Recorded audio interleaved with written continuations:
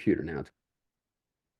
Hey, it's Dell Jackson, LOHoops.com. We got the end of the year preview for the LL tournament. So I got Andy and I got TJ, and we'll see what we got. We got the top writers here, and we'll break it down. So how you doing, Andy? I'm doing good, boss. Good. This is the prime time week.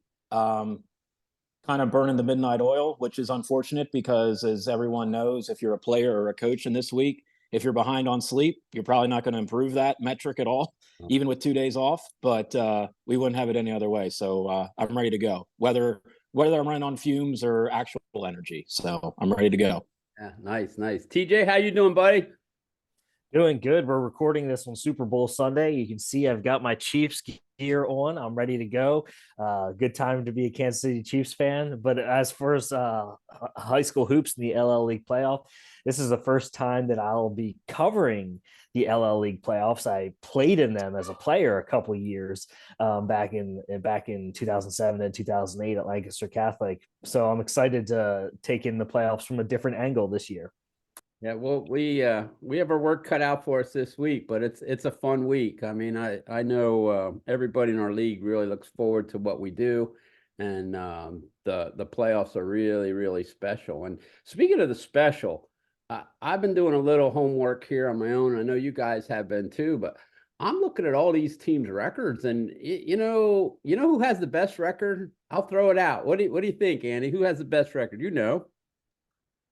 Do I know? I don't know. TJ, do you know? Off the top of my head, I think I would have said I think it's Manheim Central. It is Manheim Central. Okay. The Barons are coming in at 18-4, but they got the second slot in section 2. So, oh my gosh. I just want to throw that out. I thought it was funny when I was doing my homework today. So Andy has already released his brackets, and he's getting some hits on the Twitter account. So we kind of know where he stands, but I think what I want to do is just kind of take these games by games. We'll talk about them and get your overall impression. So let's start. I got the top of the bracket. Octorara is going to Cedar Crest. Octorara was kind of in the driver's seat until the last week or so, and they stubbed their toes a couple of times. But we got the Octorara 4A, correct, Andy? 4A. Correct. Against the Cedar Crest 6A team up at Cedar Crest. Okay, so let's start with Andy. Your thoughts on that game? My thoughts are, and you basically stole my thunder right off the top. Octorara was like well in position to probably win the section, and I don't really like the fact that they're kind of sort of backdooring in with 4 straight losses, especially in league. But no one else took advantage of their fumbling down the stretch. So because of their work that they accomplished early, they get in here. This is the quintessential little school, big school, is it going to happen type of thing. And it might be a sort of a rude awakening, I think, because Cedar Crest has so much size. Octorara is teeny tiny in comparison. Crest can hit you with so many different answers if like 1 or 2 guys are off. Yes, Octorara has an all-state player in Zach Kirk.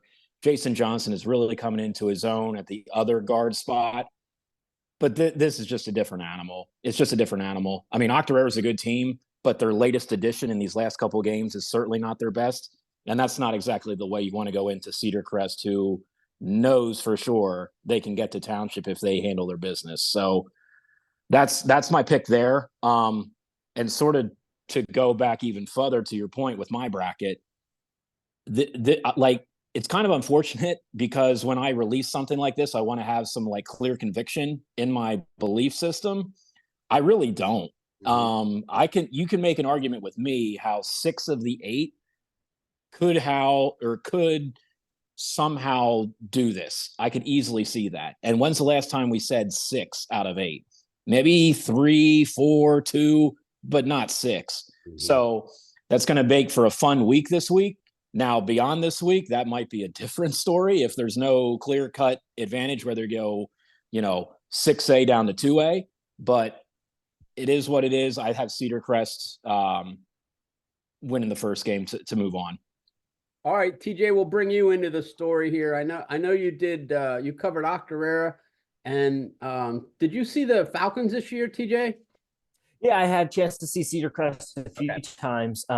And I Octorara for a long time, and I don't feel bad saying this. For a long time was my favorite team to watch, and I thought Octorara was going to have a chance to make a deep playoff run, and I think they still could in 4A. But I agree with Andy on this one. I think Cedar Crest size, physicality is just going to be a little too much for Octorara in this game. I think Octorara has the best single player in the game in Zach Kirk, but I think Cedar Crest, just their ability with their two big guys up front. And then you have Fernando Marquez, who is, he's a running back going to be playing the Division II level in college. So, and he's a great basketball player as well. And I just think that Cedar Crest gets this one done, playing at home, has the size advantage. I think it's just going to be a little too much for Octorara. And I agree also with Andy. I just don't like the fact that the Braves are coming into this playing their worst basketball of the year, having lost a couple games in a row. So I think Cedar Crest gets this one done. Okay, very good, guys. Very good. Let's go to the second game on the top bracket.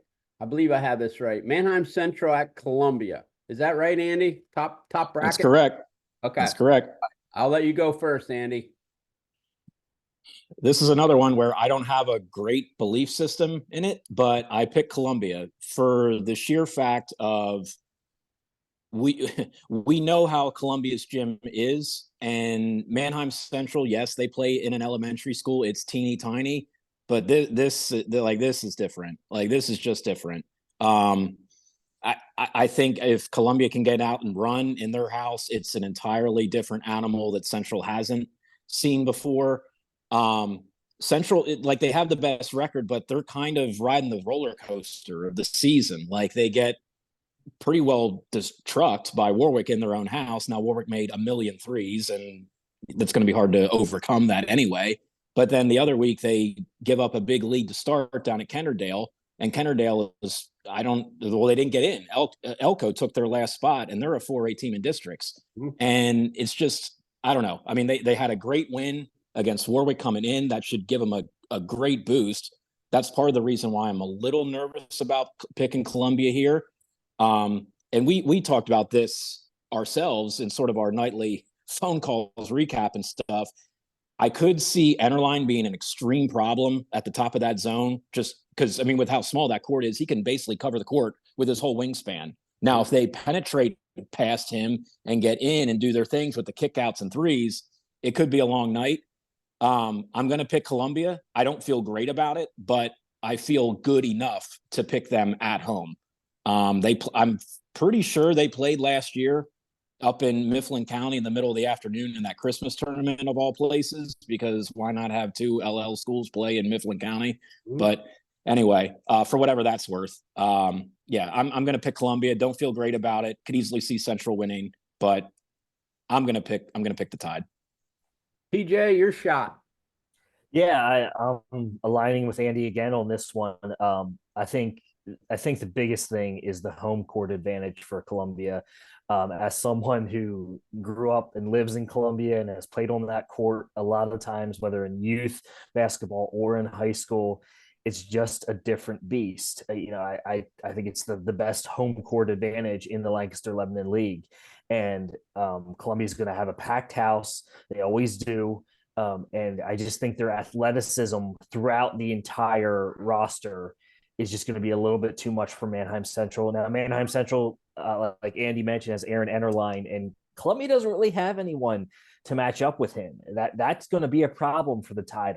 I think he's going to have a big game, but I think Columbia's depth and just their ability to get scoring from different options is going to be key. And I think the key player in the game is Columbia point guard Artie Poindexter. And all the games that I saw Columbia play this year, he didn't necessarily finish as the leading scorer in all those games, but he was the most impactful player on the floor in all those games. And I think if he can have a big game sharing the ball, scoring, getting Jordan Poole involved, Braylon Miller, Lodarian Miller, getting all those guys involved. I think they're going to get the job done. I think it'll be a close game. I think it'll be a good game, but I think the Tide gets it done, especially on their home floor. Yeah, I'm just looking at some averages here. It looks like Central is more of a defensive team and Columbia is more of an offensive team. I think I have that right. And then some depth might play into this game. Columbia's top five is really solid. There's not like one standout type of guy. And we'll see. I think Central plays more kids. And something that I pointed out to you guys a little bit earlier is Central shooting really well from the foul line, and it could be Columbia's Achilles heel in this game. So let's go on to the bottom bracket. We got Penn Manor at LS. What storylines do we have here? Crazy. This is probably the best storylines of any game going in because of what LS did, what LS continues to do, what Penn Manor did historically, and it was just crazy stuff. We'll start with Andy. This is the one I have the least amount of faith in for my opening round picks. Normally, I just don't subscribe personally to the whole team's been here before, a team hasn't been before. But I think this is a little bit different in the sense that you, me, Penn Manor, the guy down the street, everyone was just, especially with the last two games or game and a half, whatever you want to call Thursday, was just like, let's see if the Comets can get there. Like, just get there. And they did, to their credit. They did what they had to do. But you just sort of wonder if some of that seeps in where it's like, okay, now we can exhale. And I mean, they're going to be looking around at that place is going to be nuts tomorrow. You know it. I mean, they're going to be lining up out the door before 6 o'clock, I'm sure. And it is going to be a different animal for them. Now, they do have the best player in the league. That certainly helps. And that can usually negate sort of the nerves and whatever else that supersedes it, because Jimmy's and Joe's in the high school level usually went out regardless of what, mental mindset is the case, especially when you have teams as evenly matched as this. But I picked LS because for whatever reason, they are the prohibitive 6A district favorite. The problem is they play in 5A because they've beaten Chambersburg, Hempfield, Crest. They destroyed Crest on their home floor. So they certainly rise to the occasion. And Penn Manor, oh, by the way, is a 6A team in playoffs. Yeah. So that could be, well, if Hempfield would have made it, it would have been 4 pelts on their wall for 6A playoff teams in a 12-team bracket. Yeah. I think LS has just more answers, as we've seen before. Even if Ethan Benny gets 30, is it a sure thing? I don't know. It just doesn't seem that way based on how Penn Manor's performed. He's going to show up. He's going to put the Superman cape on. I'm not worried about that. I'm just worried about what the supporting cast can give him in this game, because LS at home, it's just a hornet's nest. I mean, you know how it is. The students get on you. It's going to be different. Chase Smucker, for his credit, is one of the best players in the league as well. I just think he has more pieces around him, like Dean Herr, who always just seems to make clutch buckets. Exactly. And they all shoot too. So I'm going to pick LS. I don't feel great about it, which of course means LS is probably going to win by 20. So for whatever that's worth. All right. TJ, you were at the Comets last couple games, and just it was a remarkable ending. I think it was one of the craziest endings that we've ever had in the LL, going into a game that was resumed that means the end. And we used to have, Andy can remember, it used to be a Hempfield McCaskey it was scheduled game all the time. But this one came down to, I don't know, quarter and a half. This is crazy. All right, go ahead, TJ. Go ahead. Talk to me about LS, because you've seen LS a lot and you've seen the Comets a lot. Yeah, I've covered both these teams quite a bit. I covered LS 3 times in 1 week there towards the end of the season. And then Penn Manor, I have covered the most of any team in the LL League this year. I've seen Penn Manor 7, maybe 8 times. I don't know the number exactly. And this is the one first round game where Andy and our picks are going to differ, actually. I'm going with Penn Manor to get it done on the road. I like LS. I think LS is outstanding. I was there when they destroyed Cedar Crest. I know what they did against Chambersburg. I know about the early season win over Hempfield, and I think LS is good enough to win this league championship.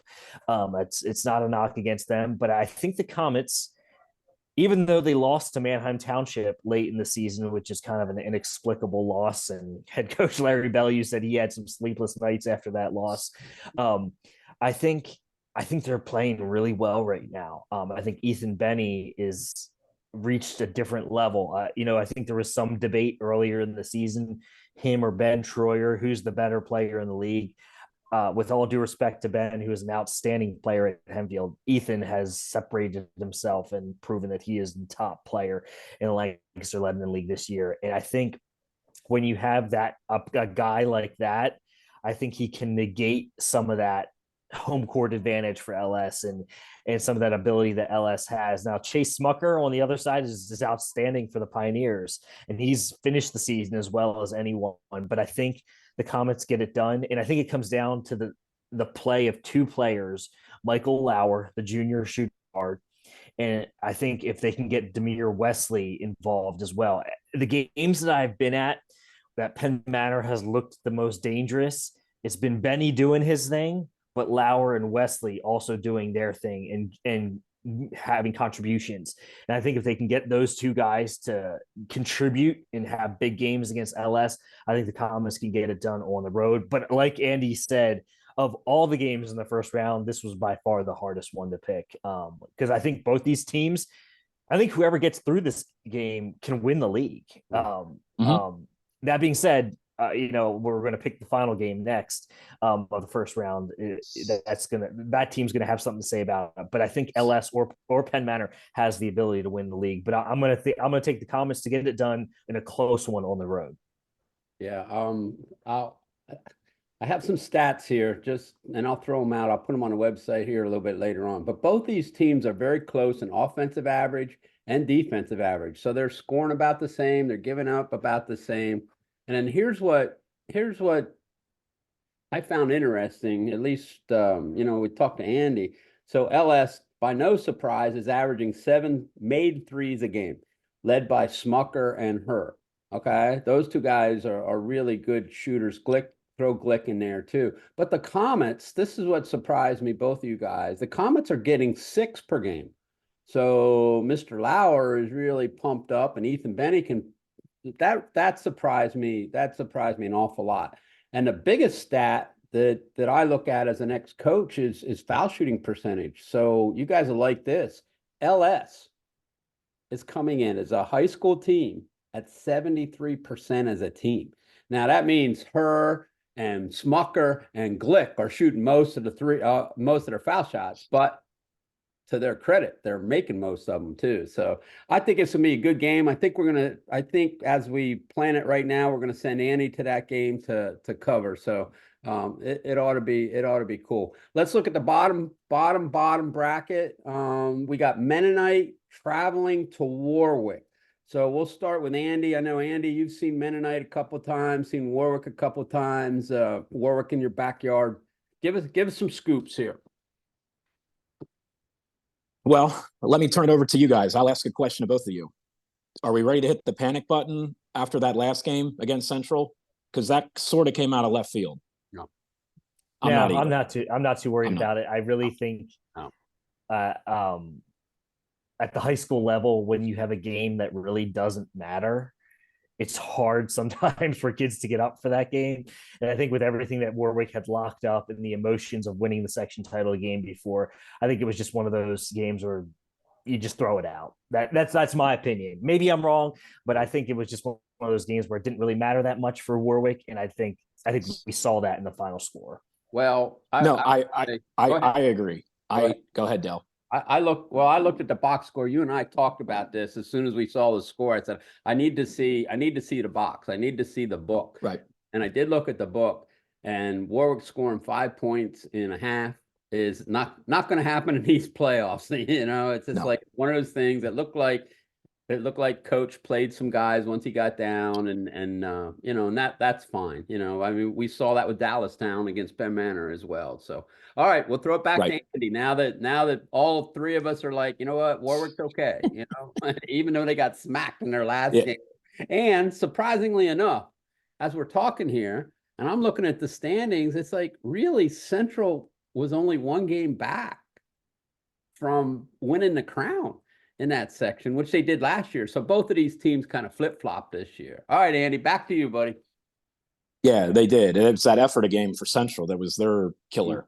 Yep. But you're right. I mean, Warwick and Central flip flop in dirt rollings on the other team's home floor, oddly enough. But yeah, I'm not panicking about Warwick at all. I'm just going to chalk that up to a litany of reasons. So, with that being said, playing Mennonite at home, I don't think they have much of a problem here. I think they're going to get back to their old ways. And I've said this before, if you're going to beat Warwick in their house with the way they're shooting, you got to be 15, 20 points better. Mm-hmm. And don't get me wrong, Mennonite has some legit scores in Fisher and Hurst, and I know some other guys are coming along, but they're so small. I mean, and not that Warwick is overly tall either, but they're taller. And and strong. You're right. And strong. Correct. And it's just, I don't know. Playing Warwick this year is just it's a different animal. It's a different animal most years, but this year especially, save for the Central game, they're on a mission. We've sort of been pumping up their truck tires for the last couple of years to where this is sort of their bewitching hour of if they're going to get this done. And Lord knows they've been close plenty of times before, but if they're going to get this done, this might be the cast and crew to get it done. Coming off of last year with 0 seniors who all came back into the fold this year. They're tested. They're ready to go. They're coming in besides the Central game, the hottest team in the league, where they just steamrolled through the division, except for that last game. Yeah. I got Warwick here. Too many pieces, too much mojo. And let's be honest, I mean, that'd be a pretty cool deal to beat the defending state champion on their home floor. I know it's not the same team, but they still hold that distinction in Mennonite camp. So that'd be a cool little deal for them to beat a state champ on their home floor and get to the semis, where I think they're going to have LS. TJ thinks Penn Manor. So yeah, that's where I'm at. That's where I'm at. TJ, what do you think of that game? Yeah, I'm aligning with Andy again. I think Warwick is just too much in this game. They've got some depth. They can really share the ball really well. You know, I've seen Carter Horst go off. I've seen Tyree Hughes go off. I've seen Your Majesty Washington go off. Caleb Johnson go off. You know, I've covered Warwick multiple times, and it seems like each time that a different player has a big game, and I think they just have too many options. I think playing on their home floor, it's going to be too much. And as we continue the picks on, I have high hopes and high expectations for Warwick in this tournament this year, and I think they get it done. It's not a knock on Mennonite. I think Mennonite has a really good chance to win another district title in 2A this year and make some noise in the state tournament in 2A, but I think they're just a little overmatched in this game, and I think Warwick gets it done, and I think they get it done fairly comfortably at home. All right, let's shift gears to what you guys think on the semifinals. And we'll start with Andy. So we just found out today that the semifinals are going to be at Conestoga Valley. The first game is off at 5:30, which I never understand that.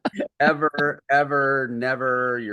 You're in traffic. You got people that are working. It's like the first game, is it like a JV game? It's like, I don't know. I love the doubleheader though. I love the league doing the doubleheader because we can all cover, we can all be there.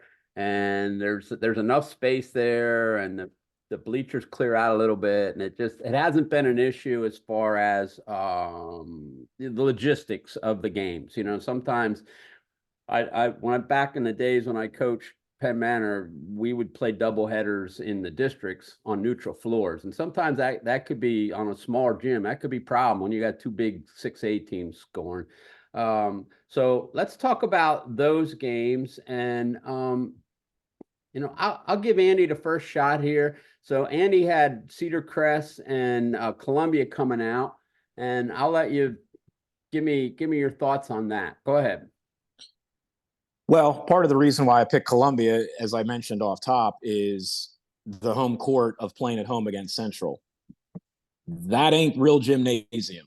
Real gymnasium is monstrous. So there is no close bandbox on top of you there. That's probably going to be the 5:30 game if I had to guess.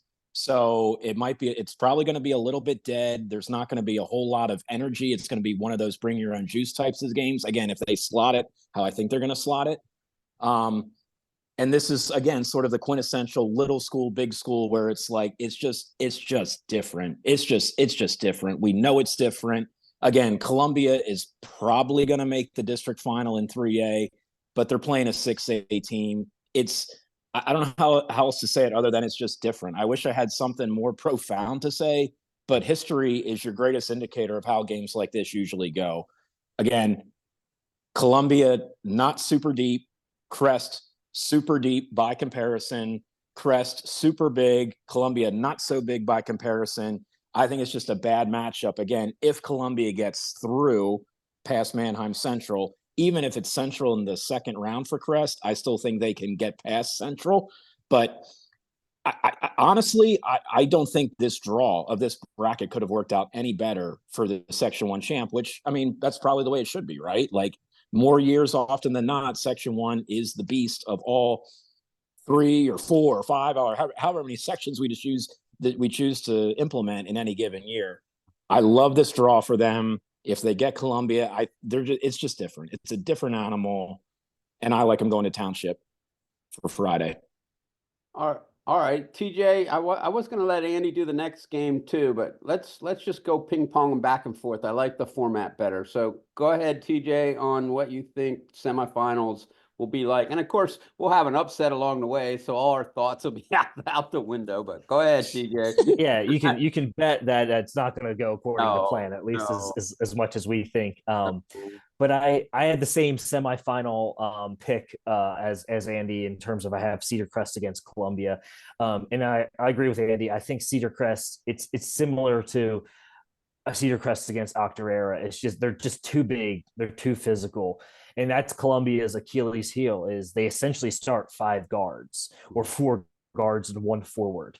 There's just not a lot of size for Columbia, and that works well in Section 4 and in 3A, and you can win a lot of games, and they're an outstanding team. But I think when you run into a group that Cedar Crest has with their front line going 6'2", 6'7", 6'7", or whatever the official heights are, it's just going to be a little too much for Columbia. If this game was being played up on the hill, I think Columbia maybe has a shot at home with the home crowd, the small court. The Hoosiers feel, like I mentioned in a tweet last week, but it's just, I think on a floor at Conestoga Valley, it's going to be too much from Cedar Crest, too much depth. I think Cedar Crest gets this one done. Columbia's only chance, I think, is if they can get out and run and make this a track meet type of game. If they can extend their defense out and play some full court pressure defense, force some turnovers, get out and score in transition, then I think Columbia has a shot if they can do that. But I just think Cedar Crest's size, physicality, and their depth is a little too much. Yeah, one thing I noticed from watching Crest this year is Tommy has a lot of pieces, and I've seen him go small if he needs to. Thinking about the double overtime at Township where the big lineup wasn't working. I mean, Township was just working those guys, and Tommy went small, and he's got I'd say 3 physical guards that can pick up. Let's say Artie's going nuts, he can pick up Artie, or he can pick up Poole. I just think that's going to be a key to watch. And it's always, as Andy and I have talked about it before, some of this is going to play out on the coaching on how the referees are calling the game. If it's very physical, the advantage got to go to Crest. If those teams are going, I'm not too sure on that. That's just me. I'm looking at the Barons could be there, and if they are there, it's going to be a muck up type of game, and that's what the Barons are good at. They're good at the muck. Yep. They really, really are. You think they're dead, and they hit a 3, and Enterline steals a ball and gets a dunk, and then all of a sudden it's nuttiness. All right, Andy, back to you. Semifinals at CV. You got Warwick versus LS. I do. This again, I don't have a lot of faith in this one either. This could go either way. I just think Warwick is going to keep with their hot shooting as they've had all year. LS can do the same. You would think this is going to be a first one to 65 maybe type of game with the way they can put it and the way they can score at both clips. Which of course means it's going to be 45-40 because that's the way this year has been in the league anyway. Whatever you expect is going to happen is obviously not. These are Warwick and LS, I think, are two, like they could look in a mirror at one another and have exactly the same identity. They're not overly tall, both of them. I understand Glick is there inside, so LS has like a true 5, but it's just guard heavy, it's wing heavy. And I sort of like Warwick, and this is where I think their competition of playing the Coatesvilles and the who else did they play? They played Chichester that weekend. They played Chambersburg. LS played Chambersburg. I understand that. Although Chambersburg used up a lot of gas beating Central Dauphin the night before. I'm not taking that win away from LS because they still got it done, but a different looking team. You saw Chambersburg beat Hempfield. It's just you know how this goes. It's just different. I like Warwick in that. And if we get Cedar Crest Warwick, it's the matchup that regardless of what the brackets were before the year and what was going to happen, I think that's probably the matchup we all thought was going to happen. That's part of the reason why I'm going with it. But LS, I mean, they're giant killers and they know how to throw wrenches in systems like nobody's business. So they could easily be there Friday as well. I'm going to pick Warwick. I don't feel super comfortable with it, but I think they can beat LS at CV. All right, TJ, you had a different match in the semis. You have Warwick and Penn Manor. So what are your thoughts on that matchup, which we've seen once this year? Yeah. Saw it at Christmas. Yeah, it's a rematch of the Warwick Holiday Tournament Championship game that Penn Manor won, but was probably one of the better games that I've seen this season. And I think this time we're gonna have a different result. I'm taking Warwick. I'm with Andy. We actually have the same final matchup in our picks. I think Warwick gets it done against Penn Manor. This Warwick team, I kind like we mentioned a couple minutes ago. I kind of throw away the last game of the season against Manheim Central, and prior to that, Warwick was the best team in the league with what they had put together in terms of the run that they had put together after starting the year 4 and 5. And I just think that this group I just think they're the most balanced, deep team in the entire LL League right now. And they've got a player in Carter Horst that can take over games. Caleb Johnson is another guy who can go off for 20 if you need him to. Tyree Hughes is a really solid point guard. Your Majesty Washington, I think you could make an argument that he's in the top 5 most athletic players in the league, and he gets it done on both ends, both offensively and defensively. And I just think that, I think Warwick gets it done against Penn Manor. I think the Comets magic maybe runs it out a little bit, and I have Warwick moving on to the championship. All right, let's briefly talk about the finals. Andy has Crest and Warwick, and TJ has Crest and Warwick too. So, all right, Andy, we'll start with you. I mean, what's your thoughts? My thoughts are these are two teams, again, they're cut from the same cloth. These are groups that have been playing for a while together that have sort of been building up towards this moment. This is where I'm gonna lean on Cedar Crest size again. I just am. And even their guards, as CJ mentioned, like way back off top. Like Marquez is he's just a big guard, man. And like when he gets going downhill, it's problems. For whatever reason, I just don't seem to recall Warwick ever shooting that great at Township. I don't know if that's right, but it just feels like it. Now, maybe that's some of that scar tissue of having them been there twice, not this group, but the program being there twice and just not being able to get over that hill. Now, of course, in poetic justice, that one of them had to be against Township on their home floor, which has never happened before, but it happened that year. I don't know. I think Crest has too many answers here in this game in a 1-game series. If they played 7, I could see it going 4-3 somebody, and I don't know who, but they only have to play once. I'm going to say it's Cedar Crest. They've been building for this, and I'm going to say that the baby Falcons have finally grown up, and they cut down the nets at Township. And the other thing too that I'm going back to in sort of a, I don't know, oddly metaphorical type way, when Crest won last year, I think it was 2020, they were at Township and they lost, and in the regular season, and that was a game where they could have totally nosedived. Like, that was a bad loss at the time, and instead they righted the ship, had their trajectory going way up, and they ended up winning in the league finals. This year they didn't drop it. They probably should have, down by 19-20 in the fourth quarter. But they come back and win. So I'm going to sort of use that metaphorical, for whatever reason, they turn their season around at Manheim Township. And by the time they get back to Manheim Township, they leave with some trophies. And it is the Lebanon Lancaster League champion this year, the Cedar Crest Falcons. The Lebanon, I like it. The Lebanon Lancaster. We used to say whoever won it hits the first name. You know, if the Lebanon teams win it, it's the Lebanon Lancaster League, and if the Lancaster teams win it, it's the Lancaster Lebanon League. So, all right, TJ, your thoughts on the finals, and we'll wrap it up here. Yeah, I'm going the other way. I'm taking Warwick. Now, my head is telling me Cedar Crest is the bigger physical team. They've got depth. They're athletic. How are you picking against them? But my heart just says Warwick. It's the team that I've been saying for a couple of weeks now, to whether I'm talking to my dad, my brother, my best friend, even you guys I've shared it with. I think that they're just going to get it done. I just feel like this team has a chance to get it done. And I think that their depth, their athleticism, their ability to shoot the ball really gives Warwick the edge in this one. And I'm taking Warwick to get it done over Cedar Crest. I think it's going to be a really good game. I think it's going to be a close game. And I'm taking Warwick as my pick.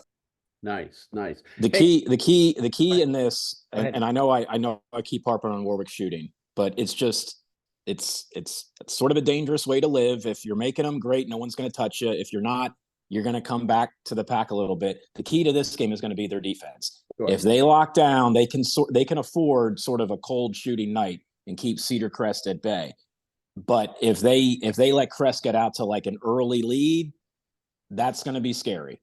And if Warwick wins this game, it's going to be based on their defense, regardless of how much they pour it in from three, is my opinion. So if they win, it's all going to be on the defensive end. I agree with that wholeheartedly. I think the games that I've been most impressed with Warwick this season that I've seen, they've shot the ball really well and done well offensively, but really it's been their defense's ability to limit other teams is really what's been a strength in the games that they've looked the best. So I'm all aboard with what Andy is saying right there.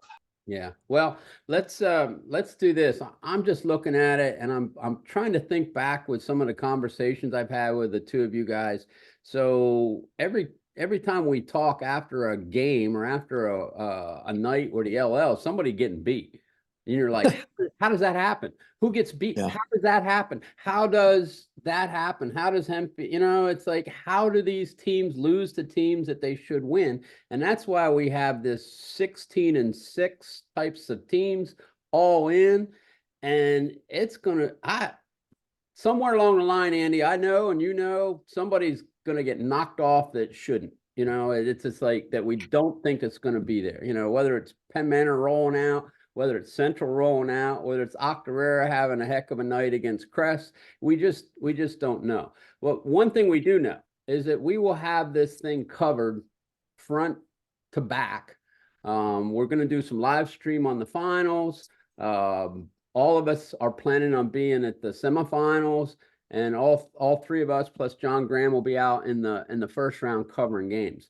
But I do want to throw it over to TJ real quick, because we don't talk about the girls too much. But TJ, I found out that I'm going to be on the TV with you again on Thursday with the girls. And I've been watching these girls a little bit. We don't do enough with the girls, but what a tournament we got going on. So what are your thoughts on the LL girls? We're down the semis already. And I know you're following it because you're calling the game Thursday.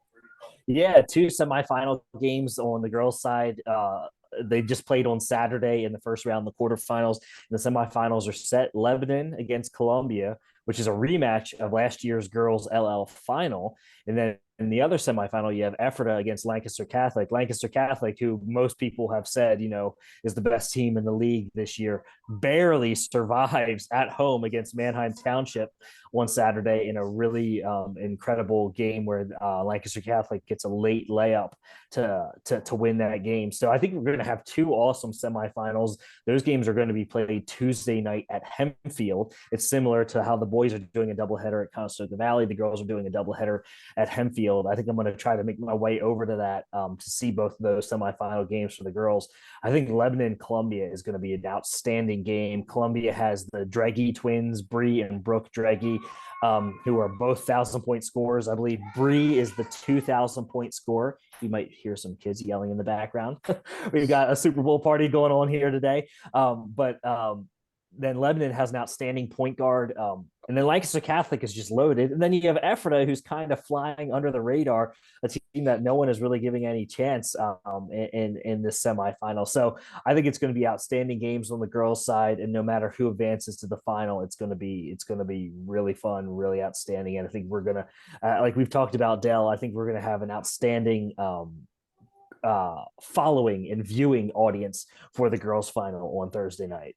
Yeah, it'll be good. Hey, thank you, fellas. I appreciate it. We got some work to do this week, but it's the fun time. And then the following week, we'll have Andy put up some stuff for the district, not necessarily previews, but just get our scheduling up and maybe do a weekly schedule too, Andy. Look like what we did before the new site, just kind of put it out there and we'll get that up. So thank you guys. I appreciate it. And last thing for the good of the order. Yes, there is technically one regular season game left. It's tomorrow night. Lebanon is going down to Shippensburg. We know they're on the prowl for their first win in 2 years. Shippensburg hasn't had the best year. They're sort of in their weight class.